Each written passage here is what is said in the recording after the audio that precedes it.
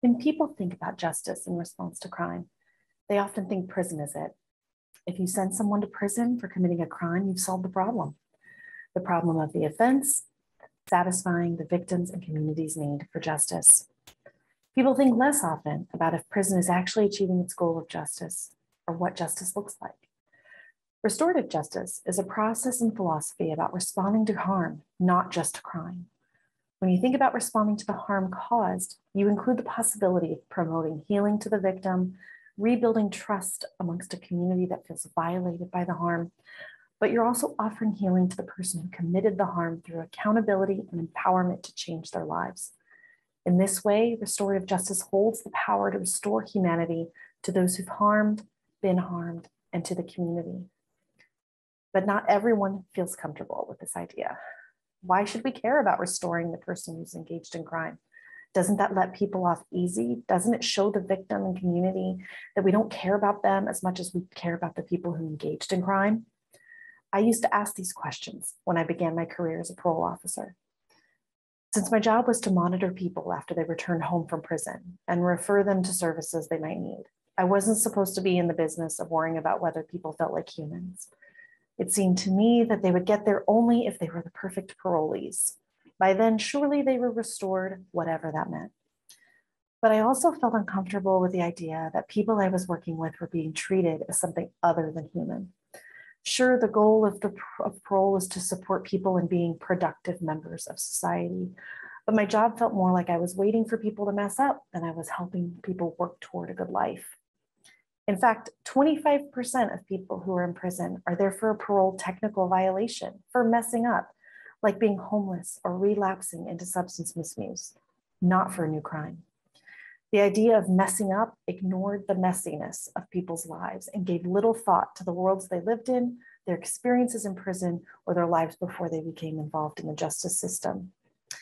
Still, when it came to restorative justice as a possible solution, I was a non-believer. I just can't see how focusing on restoring people's lives would help victims receive justice, people on parole be deterred from committing more crime. Even when I transitioned from being a parole officer to studying for my doctorate in criminology, I was skeptical that focusing on restorative justice would achieve what I thought was supposed to be the primary goal of the justice system, which was to not have people reoffend. But as I studied, the conundrum was that I really cared about the lives of the people who'd been involved in the system. After seeing so many people while in jail and at very low points in their lives, then back in front of a judge hoping for another chance, it was clear that the current system wasn't adequate to help that chance be successful. I believe there was something that could be discovered to help people move away from a life of crime. I've built a body of research focused on the lives of men and women returning from prison, especially the barriers, collateral consequences, and stigma they face. In one study I conducted following men and women for 3 years after being released from prison, I found that despite attaining stable housing, employment, and completing parole, their lives were still in turmoil with unresolved trauma, lack of mental health care, and financial instability. Many still hadn't reunited with family or rebuilt relationships with people in their communities because of the stigma and trauma of incarceration. It was through this work that I began to see something different about how we understood human nature and our current system's responses to it.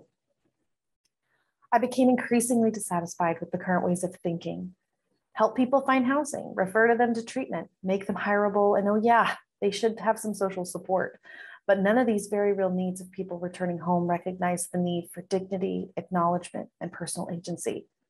Providing people help is essential, but it wasn't enough without showing care, love, and empathy, even from parole officers. The real transformation toward restorative justice for me has come in the last few years. I've had the immense privilege of serving as a volunteer for San Diego's Circles of Support and Accountability, or COSA. COSA is a community-based support group comprised of volunteers who meet with a core member, someone who's returned from prison, typically after a long period of incarceration, for a violent or sexual offense and doesn't have family or friends to return to. COSA is one of the longest running restorative justice programs with research evidence to show that it not only reduces recidivism, but also improves the lives of those involved, including victims. The volunteers surround the core member with support in ways that mirror what it's like to have a tight-knit family or group of friends. Volunteers bring their unique positions and experiences to help the core member reintegrate, and in the process, focus on accountability to the victim and community through healing and restoration. While the focus of the COSA Circle is on the core member, I also experienced a transformation. I was able to see and hear and feel and fully internalize what it means to support restoration of humanity to someone who has caused harm. My recent COSA Circle centered around our core member who'd spent more than a decade in prison, only to be released to the community 2 months before COVID isolated him again. Along with my fellow Circle volunteers, we navigated the pandemic together, as well as providing guidance on how to re-enroll in college, buy a computer, then a car, apply for jobs, and support reuniting with a family member. We got to plan for the future. Experiencing restorative justice practices firsthand has transformed me into a believer. I tell you all of this because I'm a former worker in the legal system who's transitioned into reforming it. I've been involved in a sort of think tank to help develop these ideas around what restorative reintegration means. While this work is still a work in progress, I can share with you some key ingredients for what can make the reintegration process more restorative based on the rich and very real experiences of community members, researchers, practitioners, and people who've been incarcerated. First, restorative justice holds that everyone is deserving of dignity and humanity.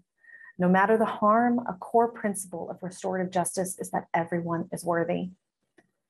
Second, recognize that everyone coming home from prison goes through a reentry process. 95% of people who go to prison will return to their communities. It is critical that we recognize the collective experience of reentry and to it provide a collective response. Third, we must acknowledge a person's past trauma and the trauma of being incarcerated in order to center their humanity and the reintegration process and better understand the nature of their needs and how to respond to them. If community members and criminal justice workers, like parole officers, start from this place instead of one where someone might mess up at any moment, we can restore dignity to the reintegration process. Fourth, for reintegration to take place, we assume that people were integrated before they went to prison, that people were previously welcomed and embedded in their home communities. But is that always the case? If not, and I likely suspect it's not, what is the responsibility of the community for supporting integration of its members? Here, restorative reintegration turns the focus to communities and calls upon it to make space for people not just to return, but to come home. Finally, and importantly, restorative reintegration must emphasize the responsibility of the person who caused harm to reckon with that harm and as a result, commit to living their life differently than before. This type of accountability in restorative justice reveals a path for making victims whole, rebuilding relationships with communities, and restoring one's humanity. The men and women you will hear from today embody these principles.